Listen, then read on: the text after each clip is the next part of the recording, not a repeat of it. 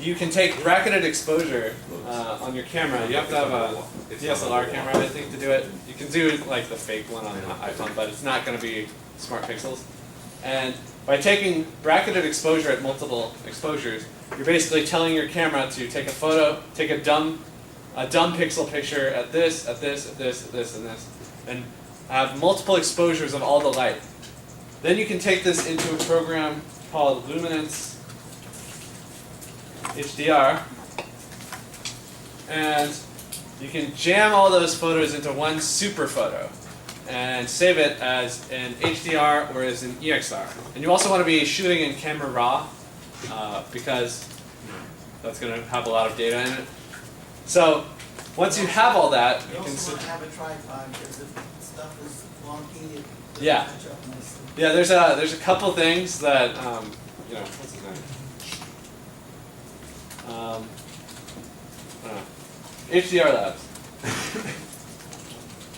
This guy has a lot of good tutorials online. I kind of had to forge my own path for my light probe, but he's got some good advice. The thing that you want to search for if you want to buy one is garden ball. And this is what you want to buy. I mounted one on a tripod using a really terrible like super glue method. But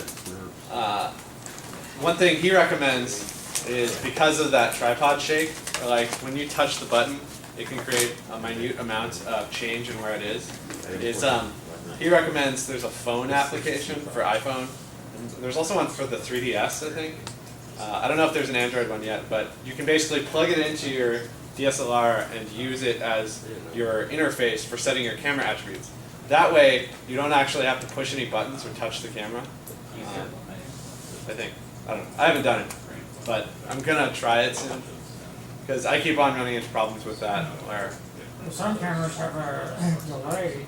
yeah, I shoot on 2-second delay so that I push the button and then but like when I push the button, it's going to be slightly different than when I pushed the button previously. Right, because you still Yeah.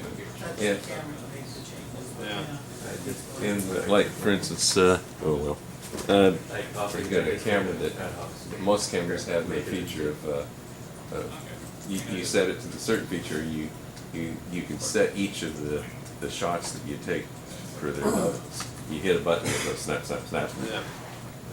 How many shots do you take? I've been taking as many exposures as I can, so I will click and it takes 3 brackets, and then I will hit Q and change it 1, and then I'll take it again and it takes 3. So it ends up taking like 15 total. But I've been finding that using less of those photos is kind of better for me because you're sort of like those 3 photos at one time is technically all you need minimum to make an HDR, but each one of those compared to the next set of 3 is going to be slightly different. So keeping it smaller amounts, you're going to have less data, but less blur or less wrong pixels. Does that make sense? Hi, welcome to seabug.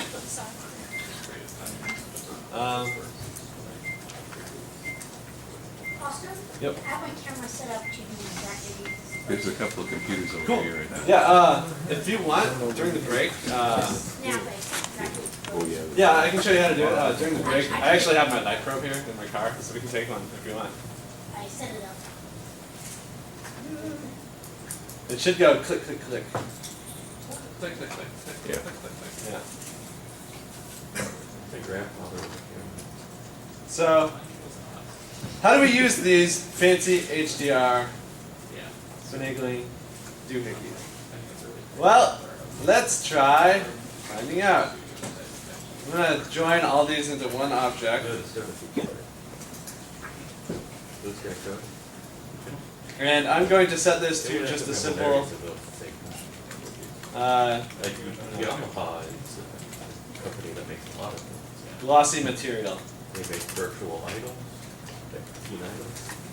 If you've never used cycles or Blender nodes at all, some aspects of it work very much like the object sensibilities of 3D. So for instance, I can right click to select a node, I can hit G to grab it, I can select 2, I can scale it.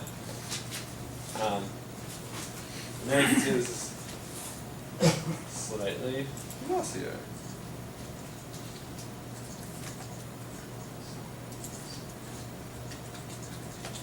So, really quick, I have, this is a shiny material. I'm going to set it to 0 roughness. But also, I'm going to turn on its subsurface. Wouldn't that be a lot easier to do in internal? Whatever, man. That's not part of his demo. So next up, we're going to load in that HDR file. So, input, Environmental texture. texture, environment texture.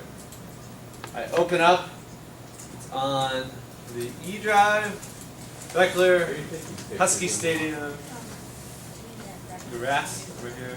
And then I'm just going to connect to these. And you can see, wow, it's blasted up. You got to set it to really low values, like 0.05. Suddenly you have this really strong reflection. Oh, what did I just do? Oh, I went inside of it. I went inside of it. So, Stay outside of it. here you can see why an HDR photo is slightly better than just a JPEG. Like the sun's really bright. And Yeah. So, Oscar, if you add a map node in, Add a No. clamp node to simulate what happens if you don't have HDR. no, you can add a map node in, and then like the thing I showed you earlier. So 0.001 is set kind of at the lowest. And you can see this sun pixel is immediately the hottest way. You can't see it as well here on the monitor. Now if this was a JPEG and we had a 111 pixel value for this white pixel, you know, a 001 pixel value for this blue one, and I don't know, somewhere in a shadow, a 000 black pixel. If I tried to use levels to make it go between them, the blue pixels over here are all going to change automatically because they all have the same stupid pixel energy. But because this is HDR, we can go 5. It's like your eye expanded and exposed in nature, but you still have this sort of stuff over here. Oh, I think it's set wrong. Mirror ball, that's a lot better. See, here you can see the one area where the mirror ball doesn't work. This is basically the what is it, penumbra right behind the ball. Thing that you can't see, the occluded area. But over here,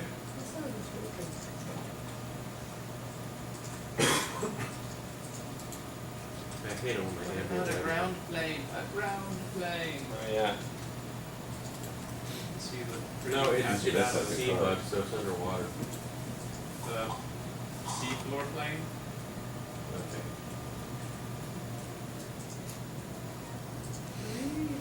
Anyways, that's HDR in a nutshell. It's very easy to go on the internet and find pictures of anything. It's very hard to find HDR files, so I've started putting them on my blog. So if you want some free HDR, go to ogbarg.net and dig through and find it. Some of them aren't HDR, so some of them are just sketches. Yeah. This is not an HDR file. This is You have to test them in Blender to make sure. yeah. I'm going to continue this complete non sequitur beginning to seabug with a talk about Krita. Which, you know, You should take your sketches, make an HDR of your sketches. yeah. Well, I've been wondering how to paint in HDR, but I don't think it's possible. Yeah, no, you just use. I don't think Krita's You have to installed paint here, really small dots. but here's a picture I've been working on for something. It's Sam the Eagle from the Muppets. Yeah, that's awesome. Nice quick $200 gig. Yeah. If you want a Muppet, you got $200 on that. See? You can pitch products here. Yeah. If the Muppet you want is an actual Muppet and not slang for anything, Yeah. because that costs more. Or you know, foreign market knockoffs like Meepits. Yeah. What else did I bring? I brought several things. What else did I put in the itinerary? Let's go with the last little project I will show, which is something Joey has some files and we can expand on later. No pressure, Joey. I have a thumb drive right here that I can just throw at you. I said ask, not do, by the way, so that's my These excuse for not goggles using just it. paid for themselves.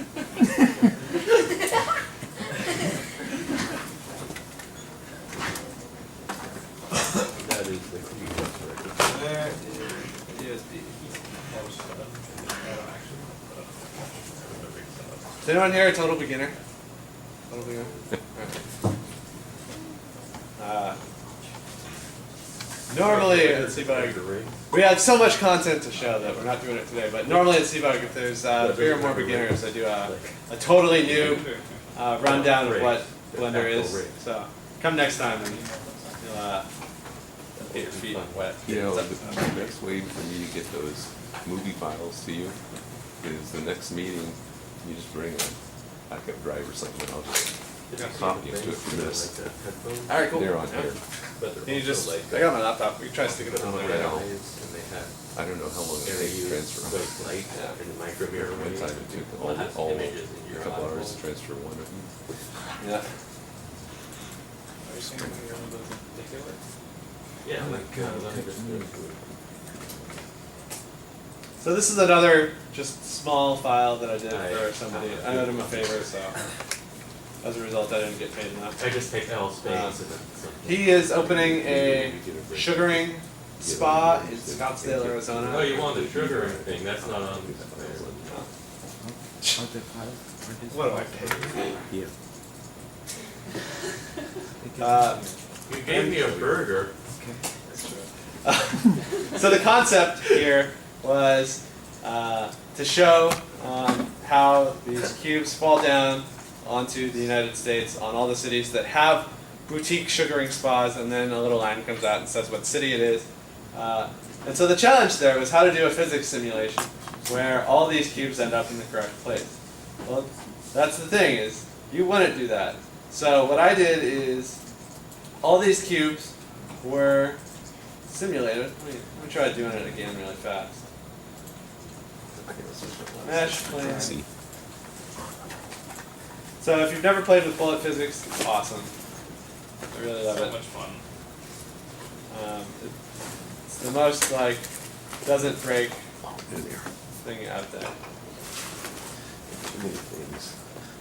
Yeah, Oscar. Oscar. I never played four. I hope that is not the only place you have this data. You throw like paint and mayonnaise. Well done. Woo.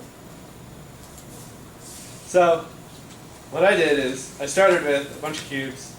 Let's just start with one that's perfect, rigid body. Set it to box. Oh, I think I beveled it. Here's how bad I am at shortcuts. It's Control B. I saw that just now. Now I know what the shortcut is. So, I got one cube and it looks pretty good. I'm going to rotate it. Now you can see, oh, there it falls on the ground. I then, on frame 1, begin to just duplicate this a whole bunch for however many cities I had. Right? Make sense? I start rotating them, give them a little offset rotation. There's probably some group thing where you can quickly give them all the right rotation.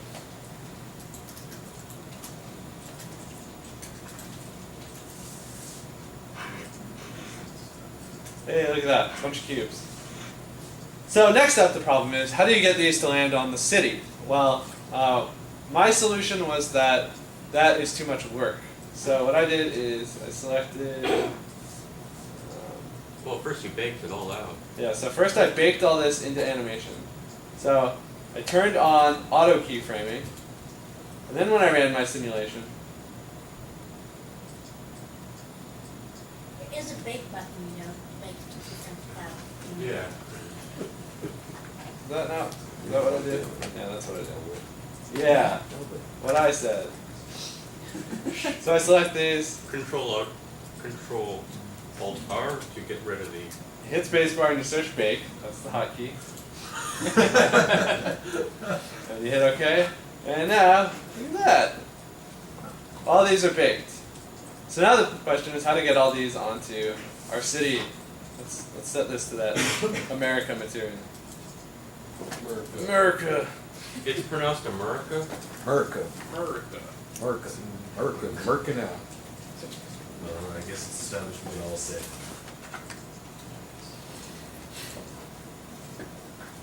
I don't know, I think I might need to practice more. America. Hey. Joey. I just noticed. Joey, make my plane look right. Where is You need your to stuff unwrap today? it. What's Did up? you? You, What? you I was usually gonna have a hit tab, folder tab where we again. can Tap twice. get your notes and stuff. You can make a steam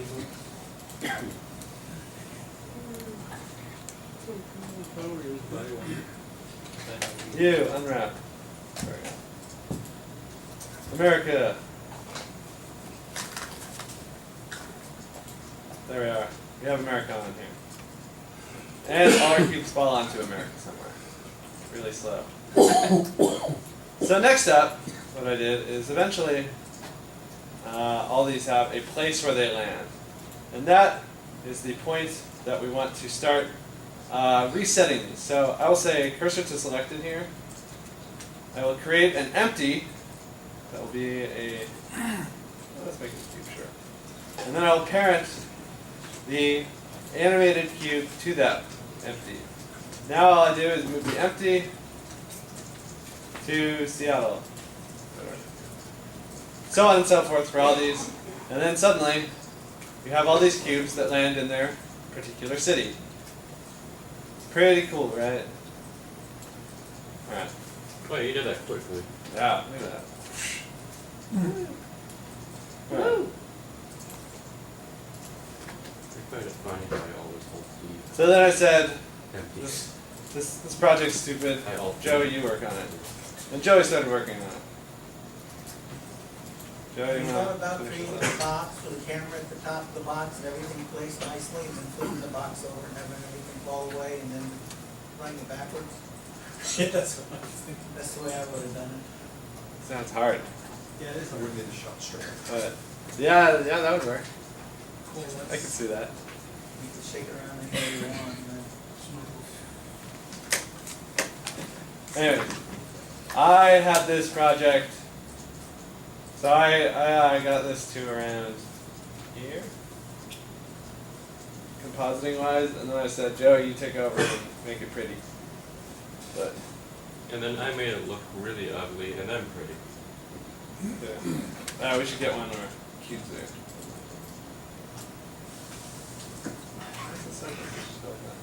So we had two around there, and then it had like component thing. Oh yeah, the other thing that I did is I had this info layer, which is where all the cities show up. So I had one screenshot of where the cubes end up, and then I just had all these curves, you know I love curves, set them to 2D with one preview, or with only a preview of one resolution. And I animated their end bevel factor. So as they pop out, they animate out. I moved all of them on a slight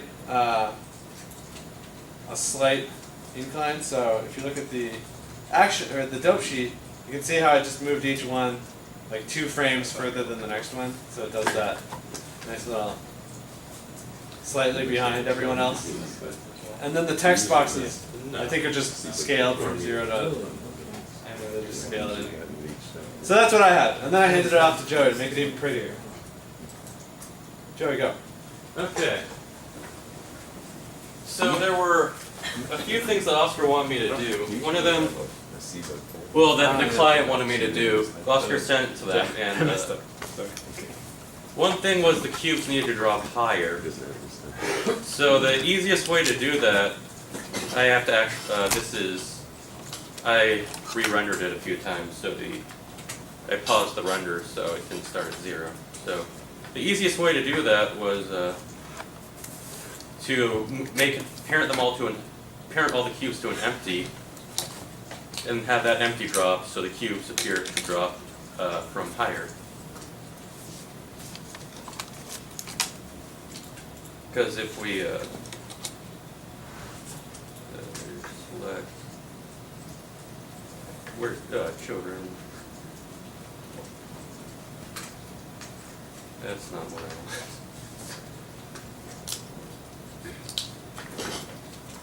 Because if you see normally, some of them start off.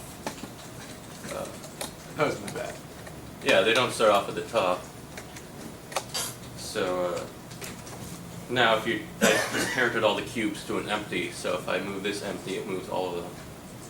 So I can move them up above, and then they're dropping down. So it looks like they're being dropped from higher when it's really just being cheap.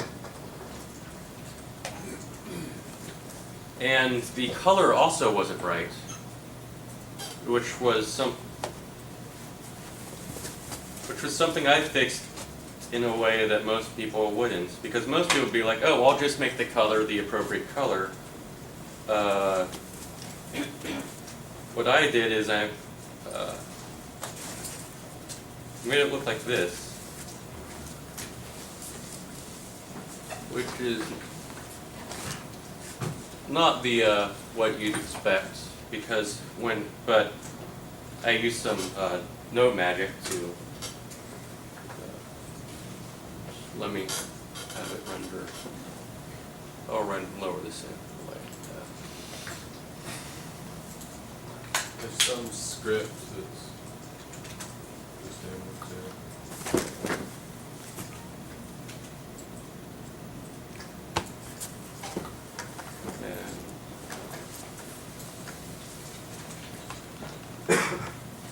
So this is what it looks like rendered, and the cubes are green because I messed with the channels to make it look like that, although I don't think that's what it actually looks like in the... Oh, their texture is missing, that's why.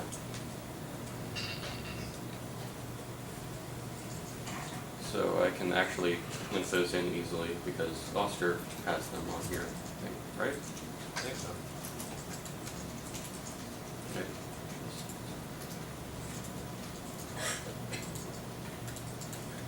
America color. Oh, actually, I had it packed into my version of it. Okay.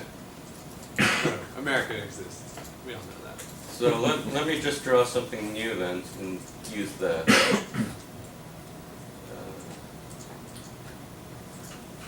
I will just change. Oscar, does it really? Well, no, it doesn't look right without something to use.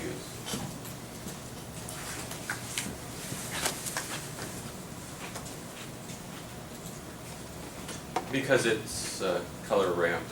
So imagine the white part is something like, yeah, so it doesn't really look right. There's not really much I can do without editing that. But I separated the channels. The blue part was the black part, the America outline. And the red channel was the pink part, and the green channel was the white cube. So I separated all those out so I could composite them together. And you can kind of see it if I just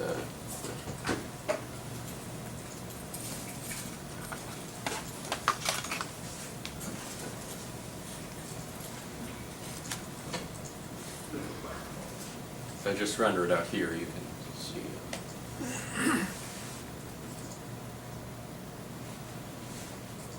So yeah, that gets to the right color.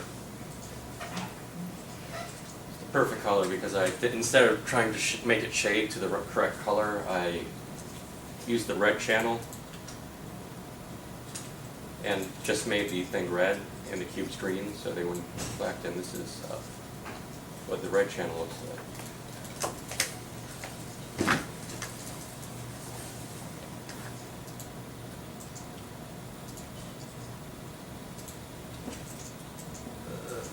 So that all that white becomes the bright color without me having to adjust any shading. There is also another scene here which has all the info stuff on it. So this one, all the Oscar also did this. I changed it so these went up a bit. So then I used the blue channel. This one,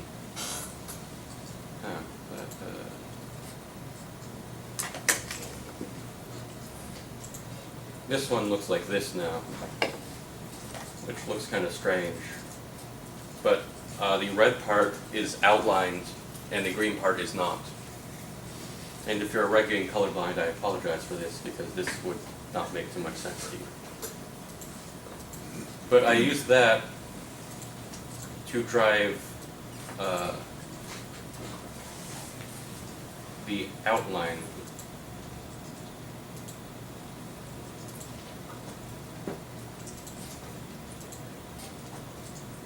So this part dilates it. This only dilates the red part, but the green part, you can see here that the green part was still there, or something. Something happened. Honestly, I tend to forget exactly what my notes do the second I'm not using them anymore. So now that, because it looked really weird, like I think I can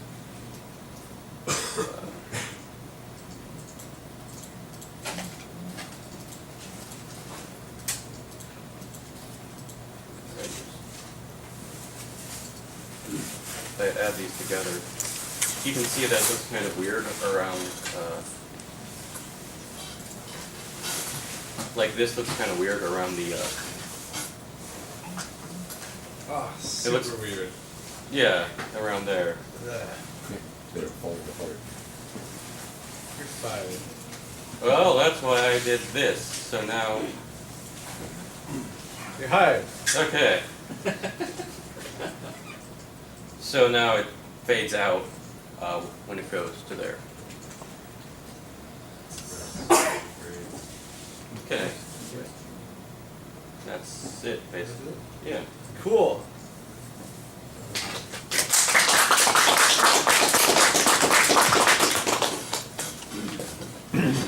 What else are we doing?